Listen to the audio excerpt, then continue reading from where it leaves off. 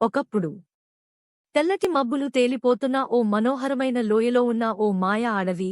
అక్కడ చెట్లు మాట్లాడతాయి, వాగులు పాడతాయి, నక్షత్రాలు పౌర్ణమి రాత్రుల్లో భూమికి దిగివస్తాయి. ఆ అడవిలో ఒక నక్క ఉండేది. ఆమెకి ముగ్గురు స్నేహితులు ఉన్నారు.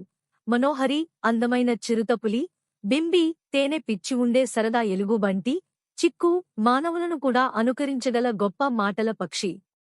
ఒకరోజు చిక్కు ఓ పాత వృక్షం దగ్గర గాలి చప్పుడు విన్నాడు.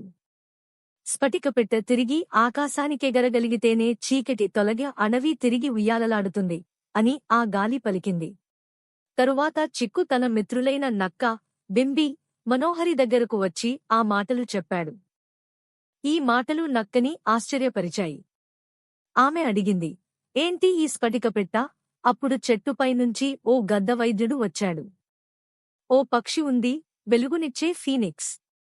అది తన మాయా రెక్కను కోల్పోయింది. ఆ రెక్క తిరిగి దొరకకపోతే మన అడవి మొత్తం రాళ్లుగా మారిపోతుంది అన్నాడు.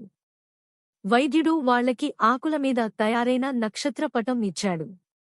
అతడి సూచన మేరకు వాళ్ల పయనం ప్రారంభమైంది. వారు నడిచిన మార్గాలు, ఊసుల గుహలు, వెండి బుగ్గల బూడిద బోగగల్లు, చంద్రపుష్పాల పొలాలు. ప్రతిచోటా వాళ్ల బలాన్ని పరీక్షించేవి. ఊసుల గుహల్లో మనోహరి ఒంటరిగా మిగిలిపోతుందన్న భయం నక్క గమనించి ఆమె చెయ్యి పట్టుకుని మేము ఇక్కడే ఉన్నాం అన్నది. బింబితేనే పుటపుటలకి మాయమవుతున్నప్పుడు చిక్కు సింహం శబ్దం చేశాడు. అన్ని మాయలు పక్కకిపోయాయి. చివరగా వారు అగ్నిపర్వతం దగ్గర చేరుకున్నారు. అక్కడ ఒక చలికాలపు నిశ్శబ్దత. మధ్యలో చూడటానికి మామూలుగా ఉన్న రెక్క ఉంది. ఆ పక్షి, అగ్నిపక్షి, ప్రత్యక్షమైంది. అడవి మానవత్వాన్ని మరిచిపోయింది. మీరు నిజంగా దాన్ని రక్షించగలరా అని అడిగింది. ఆ తర్వాత అగ్నిపక్షి వాళ్లకు 3 పరీక్షలు పెట్టింది. మీకు ప్రియమైనదాన్ని త్యాగం చేయండి. మీరు భయపడే ఒక్కరికి సాయం చేయండి. మీరు ఎవరికీ చెప్పలేని నిజం చెప్పండి. వాళ్లకు ఈ 3 పరీక్షలు వేసినప్పుడు వారు బలంగా స్పందించారు. నక్క తన అందమైన నక్క త్రోకను త్యాగం చేసింది. మనోహరి తన శత్రువైన పామును వేటాడకుండా కాపాడింది.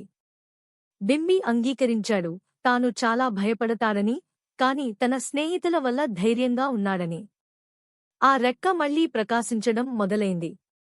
అగ్నిపక్షి ఎగిరిపోయింది, మళ్లీ వెలుగు నింపుతూ. అడవి మళ్లీ పాడుతుంది. చెట్లు మాట్లాడతాయి. చివరగా స్నేహం, ధైర్యం, నిజాయితీ ఉన్నంతవరకు ఎలాంటి చీకటి వచ్చినా వెళుతుంది అని తెలియజేస్తూ కథ ముగిసింది. మాటల కన్నా కర్మ గొప్పది. ఒకరినొకరిని కాపాడుకోవడమే నిజమైన మహోపాయం.